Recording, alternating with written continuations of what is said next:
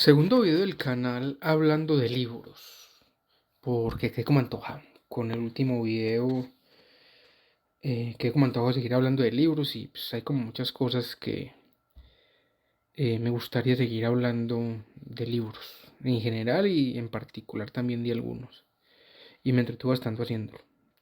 No tanto editándolo, pero bueno, son cosas que hay que hacer, como trabajar, pagar arriendo, ir a fiestas familiares y saludar gente que ni siquiera te acordás que estaba viva y cosas así. Entonces, sigamos. Hoy les voy a hablar de libros que son difíciles de conseguir. Así difícil de conseguir como una Valentina Fiel, como una moto china buena, como una Nalgótica así gamer. Así todo difícil de encontrar.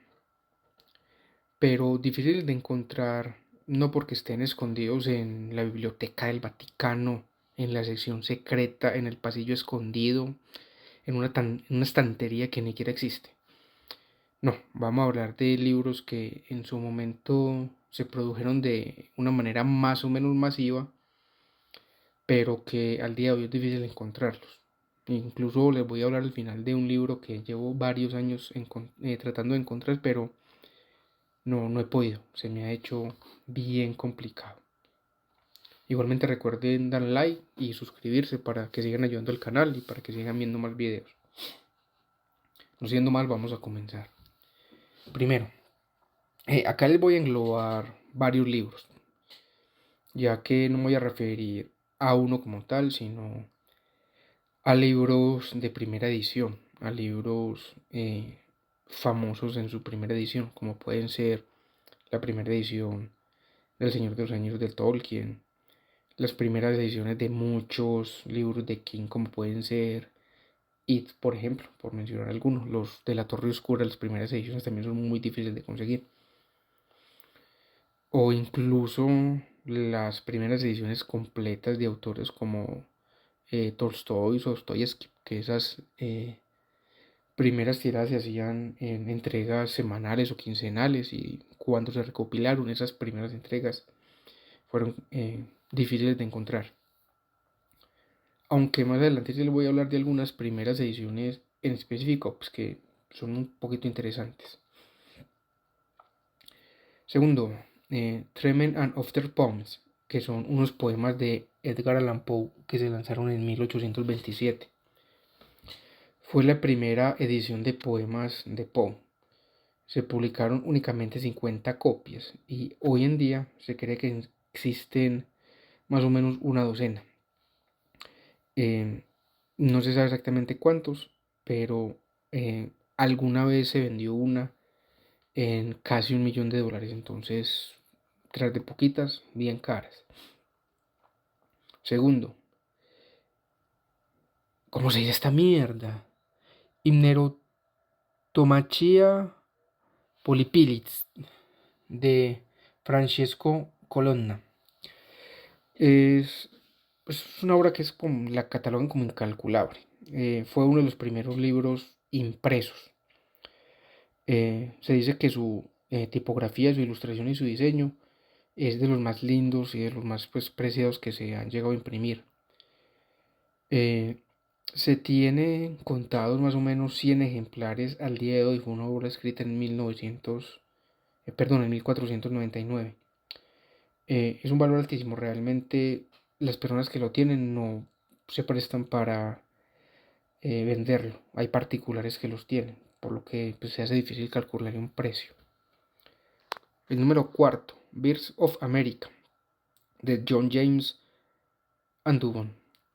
Es una obra monumental en todos los sentidos, con ilustraciones tamaño real de aves de América. Fue impreso en formato doble elefante, que les voy a dejar aquí qué sería un formato doble elefante, y se coloreaban a mano. Se estima que hubo una producción de más o menos 200 copias únicamente, de las cuales hoy en día se conocen únicamente 120.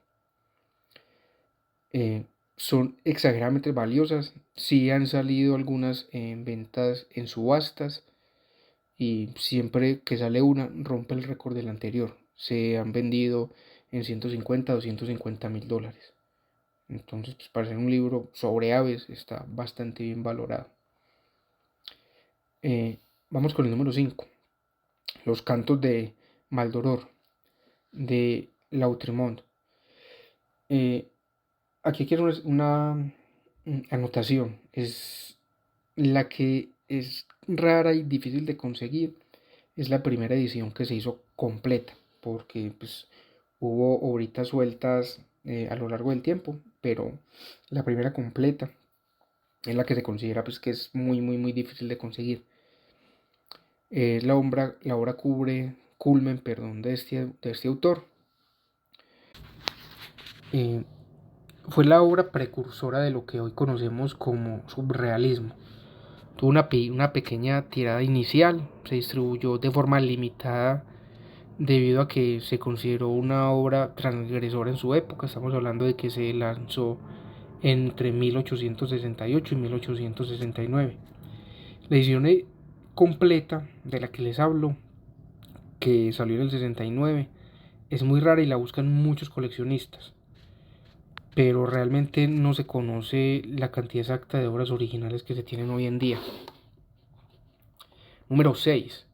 Cuentos para niños perversos, de H.P. Blavatsky.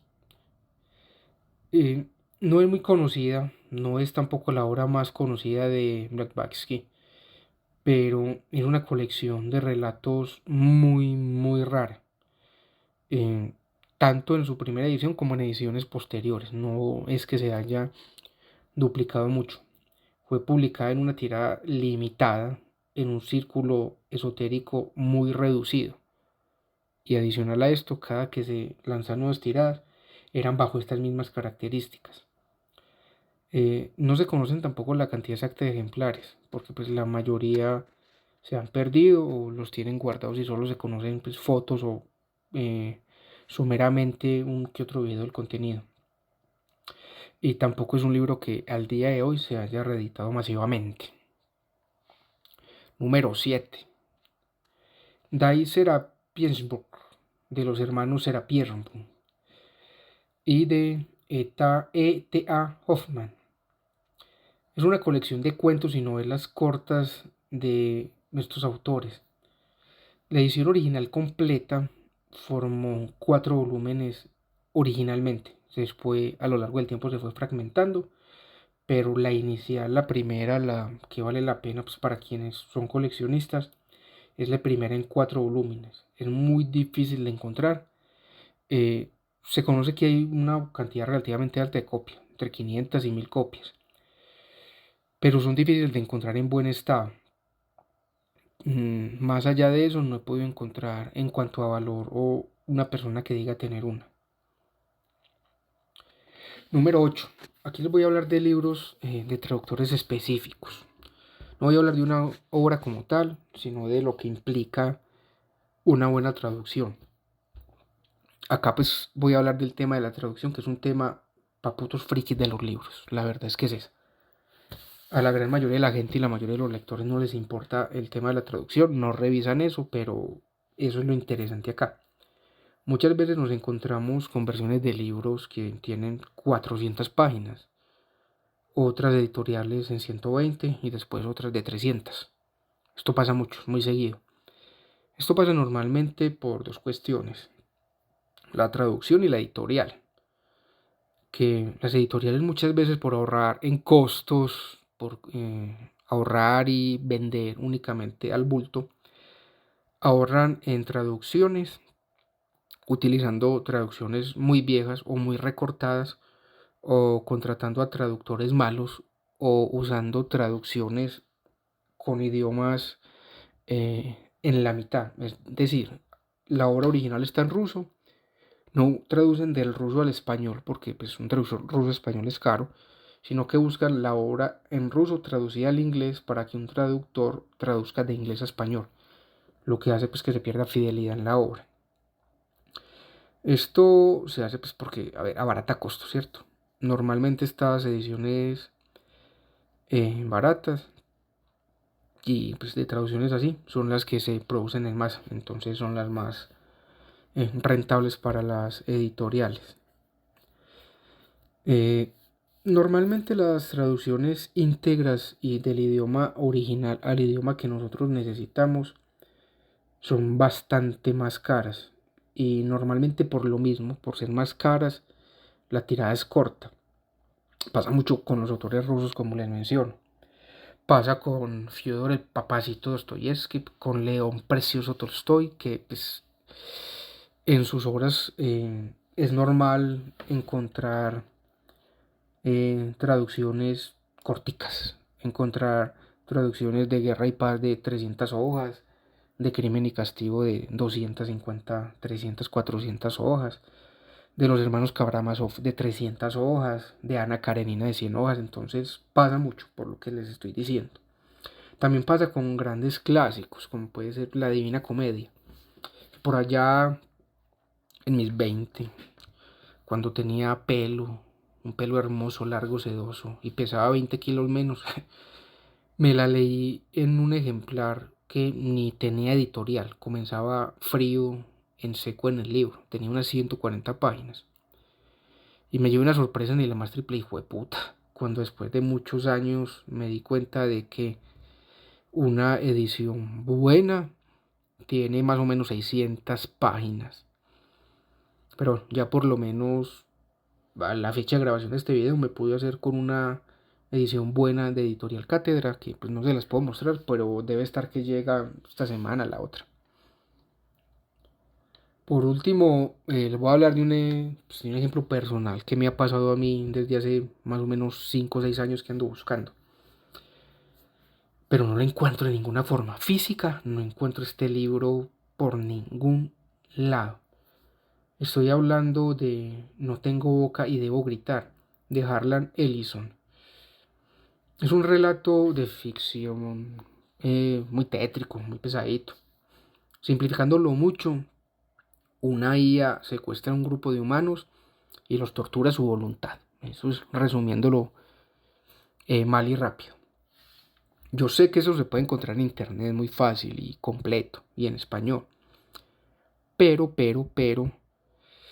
eh, yo quiero una edición física, bonita, chévere. Yo hace unos 15 años lo leí en internet, pero quiero una edición bonita, que valga la pena pues física para tenerla, bueno, todos esos asuntos de los que nos gustan los libros.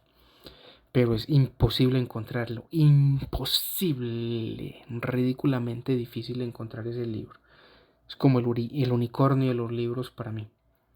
Y bueno, no siendo más, por acá los dejo. Espero les haya gustado este videito. Denle like y suscríbanse para que sigan viendo más cosas del canal y para que sigan apoyando el canal.